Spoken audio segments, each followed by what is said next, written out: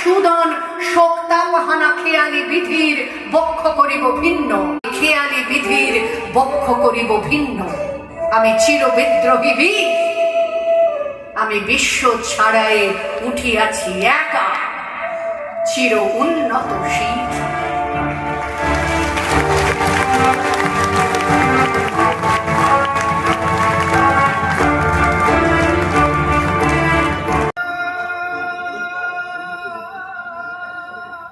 গতকাল ছুটির দিন ছিল, ট্রাফিক কম ছিল রাস্তায়, কিন্তু কি দিন ছিল গুড ফ্রাইডে।